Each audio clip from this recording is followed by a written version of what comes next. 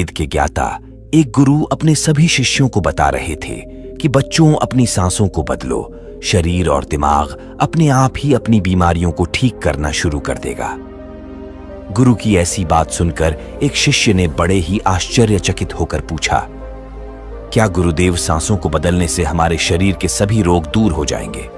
तब गुरु ने मुस्कुराते हुए जवाब दिया, हाँ बेटा, आपके शरीर के सभी रोग दूर हो जाएंगे और भविष्य में आपको कभी कोई रोग, कभी कोई बीमारी नहीं होगी।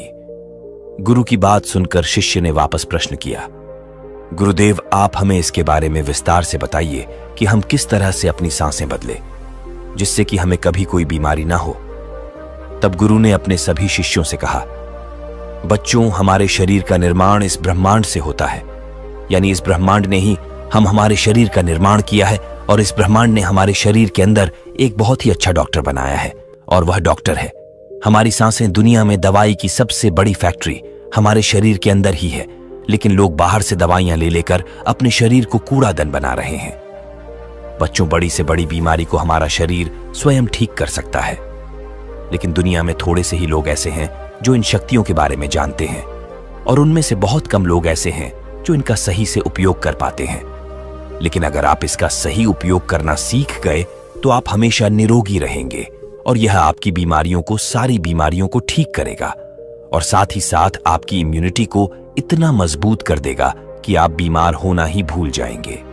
इसके अलावा आपके मस्तिष्क की जो समस्याएं हैं, दिमाग की जितनी भी समस्याएं हैं, जैसे आपको टेंशन, स्ट्रेस और एंजाइटी, जितनी भी प्रकार की परेशानियां रहती है, यह सब बिल्कुल गायब हो जाएगी, क्योंकि हमारी सांसें इतनी शक्तिशाली है कि इससे आपका आध्यात्मिक विकास भी होता है और आप इस ब्रह्मांड की दिव्य ऊर्जा के साथ जुड़ जाएंगे। हमारी सांसें इतनी महत्वपूर्ण होती है, इसीलिए इन सांसों को प्राण भी कहा जाता है, क्योंकि शरीर की शुरुआत, जीवन की शुरुआत सांसों से ही होती है और सांसों के रुकने के साथ हमारी जिंदगी भी खत्म हो जाती है।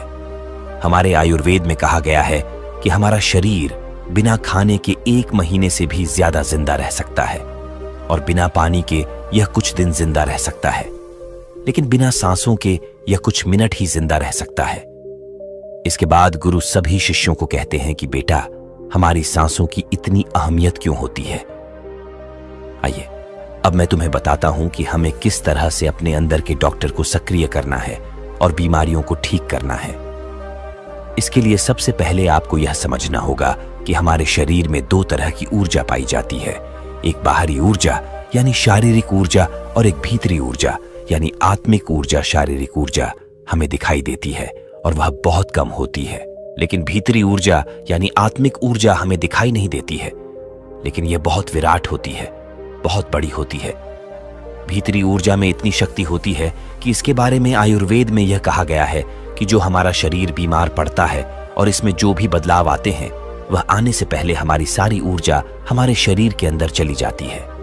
इसीलिए अगर हम अपनी भीतरी ऊर्जा को सक्रिय कर देते हैं तो आपके शरीर में कभी कोई बीमारी नहीं होगी।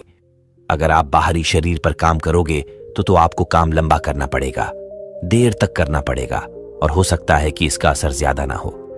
लेकिन अगर आप आंतरिक ऊर्जा पर काम करेंगे तो इसका असर जो है वह बहुत तेजी से होगा। हमारी भीतरी ऊर्जा मास्टर है और बाहरी ऊर्जा उसकी नौकर है। एक गुरु है तो दूसरा चेला है, और अगर हमने अपनी आत्मिक ऊर्जा को नियंत्रित कर लिया तो अपने आप ही बाहरी ऊर्जा नियंत्रण में आ जाएगी। फिर गुरु उन सभी शिष्यों से कहते हैं, बच्चों, सबसे पहले हमें अपनी आंतरिक ऊर्जा की संरचना को समझना होगा। जिस तरह से हमारी शारीरिक ऊर्जा यानी शरीर में ब्लड रहता है जो शरीर को जिंदा रखता है, इस तरह से हमारी आंतरिक ऊर्जा का इतिहास भी है। इसमें भी बहुत सारी नाड़ियां हैं जैसे शारीरिक ऊर्जा में होती है, और इन नाड़ियों के अंदर प्राण बहता है यानी प्राणिक ऊर्जा बहती है, और यह प्राणिक ऊर्जा हमारी सांसें होती है। हमारी सांसें प्राणिक ऊर्जा को नियंत्रित करती है। बच्चों, हमारी आत्मिक ऊर्जा ब्रह्मांड की वह दिव्य ऊर्जा है जो कि पूरे ब्रह्मांड को चला रही है, उसे नियंत्रित कर रही है, और इसके बिना जीवन की जो कल्पना है वह असंभव है।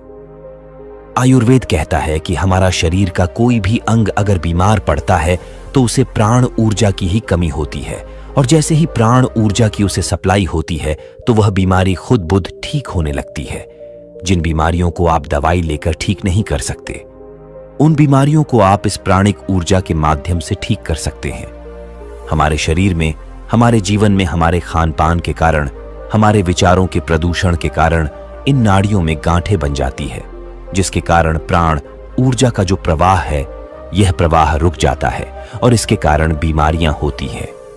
लेकिन जैसे ही आप इस प्राण ऊर्जा को एक नया आयाम देते हैं, जैसे प्राणायाम करते हैं, या फिर अपनी सांसों को नियंत्रण में करते हैं, या फिर अपनी सांसों को समझते हैं, तो यह नाड़ियां अपने आप ही खुलने लगती है और इस तरह से प्राण ऊर्जा के प्रवाह के कारण जो नाड़ियों में मल जमा हुआ है, वह सारा का सारा मल बाहर निकलना शुरू हो जाता है। और जैसे ही आपकी नाड़ियां साफ होती है, वो शुद्ध हो जाती है, तो आपका शरीर शक्तिशाली हो जाता है और इसका प्रभाव भी फिर हमारी शारीरिक ऊर्जा पर पड़ता है, क्योंकि हमारी आत्मिक ऊर्जा बहुत ही शक्तिशाली है, जो हमारी शारीरिक ऊर्जा को भी बनाए रखती है। आत्मिक ऊर्जा जड़ है, तो शारीरिक ऊर्जा जो है वह उसकी पत्तियां हैं। जिस तरह से हम पेड़ों की पत्तियों पर पानी डालते हैं, तो पेड़ को इससे लाभ नहीं होता है, लेकिन अगर हम जड़ को पानी देते हैं तो पूरा पेड़ विकसित होता है। इस तरह से जब हम आंतरिक ऊर्जा पर काम करते हैं, तो हमारा पूरा शरीर सक्रिय हो जाता है। जैसे ही हमारी यांत्रिक ऊर्जा हील करती है, तो जो भी बीमारियां हमारे शरीर में है, वह हील होना शुरू हो जाती है और शरीर से बाहर निकलने लगती है। और जब आप अपनी सांसों पर अपना अधिकार स्थापित करते हैं, तो आप देखेंगे कि आपका शरीर इतना ज्यादा ऊर्जावान हो जाएगा कि आपको कभी भी बीमारी ही नहीं होगी। और हमारा शरीर ऐसी स्थिति में आ जाता है कि हम धीरे धीरे जवान होने लगते हैं और हमारे शरीर में कभी कोई इन्फेक्शन नहीं होता है। हमारे शरीर की इम्यूनिटी इतनी बढ़ जाती है कि हमारा शरीर जो है वह बीमार होना ही भूल जाता है। फिर गुरु उन सभी शिष्यों से कहते हैं कि अब आप दूसरी बात समझो। हमारे शरीर में ऑटोनॉमिक नर्वस सिस्टम होता है। इसे समझने के लिए पहले यह समझो। एक बार एक राजा को यह सूचना मिली कि उसके राज्य पर आक्रमण होने वाला है, तो उसने तैयारी कर ली। सारे सैनिकों को तैयार कर लिया, लेकिन कोई आक्रमण नहीं हुआ।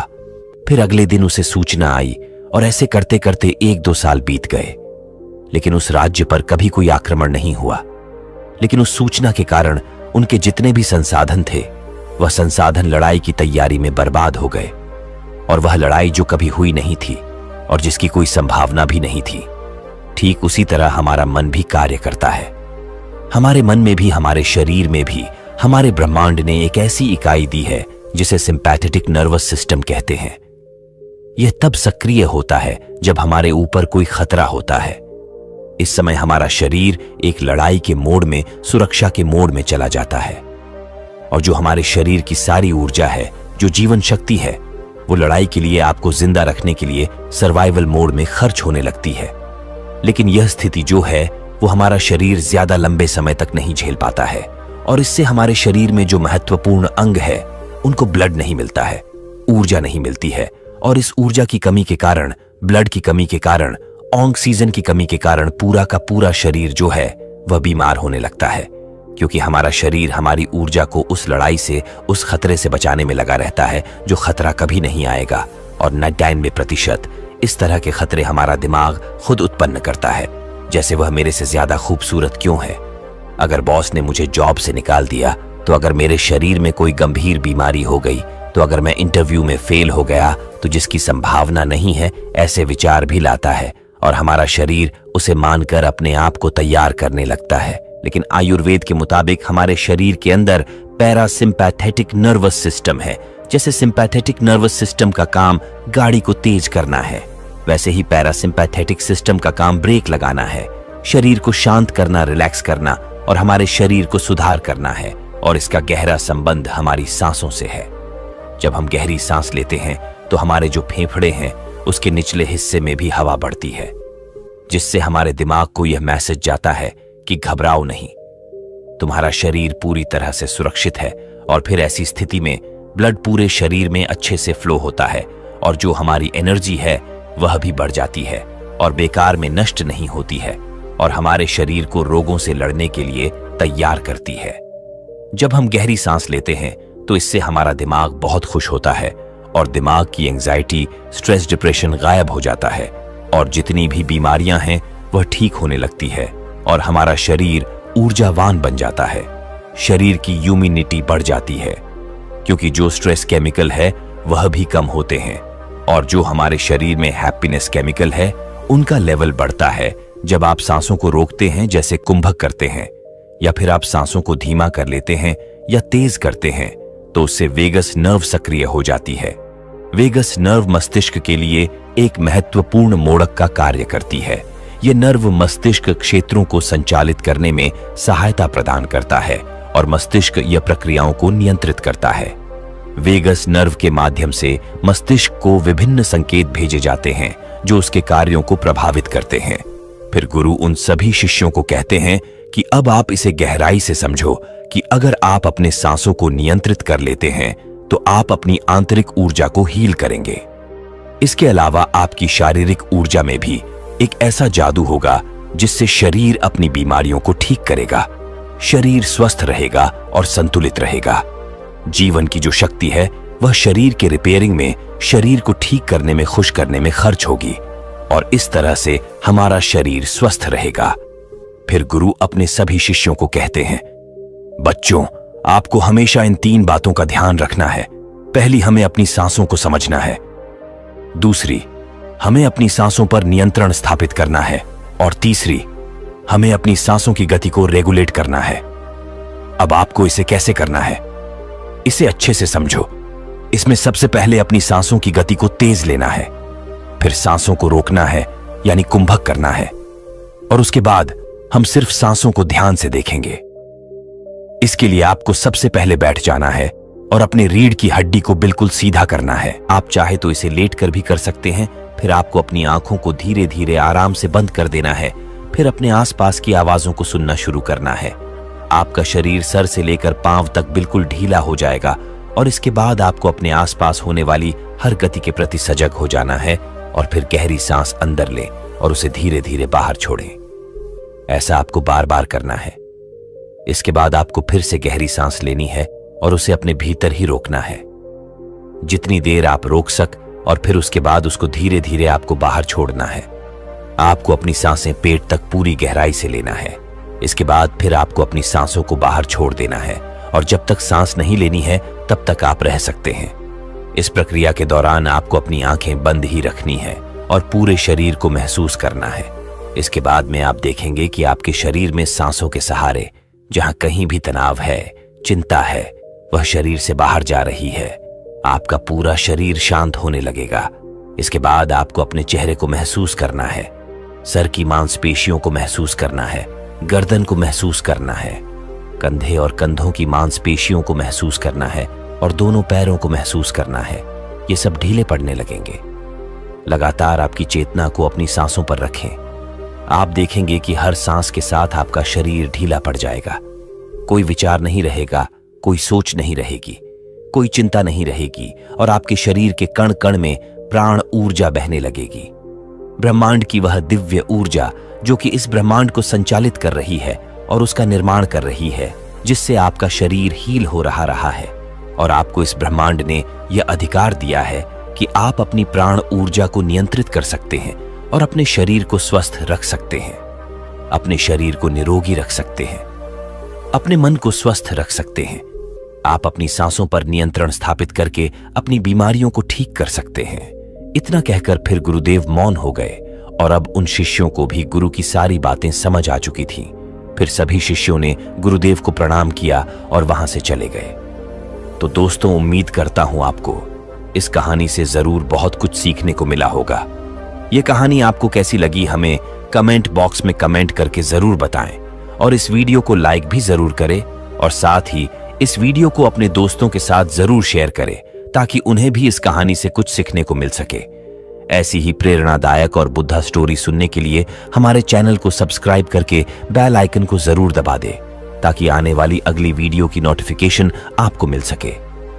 इस वीडियो में बस इतना ही। मिलते हैं अगली वीडियो में। जब तक के लिए अपना ख्याल रखिएगा। धन्यवाद।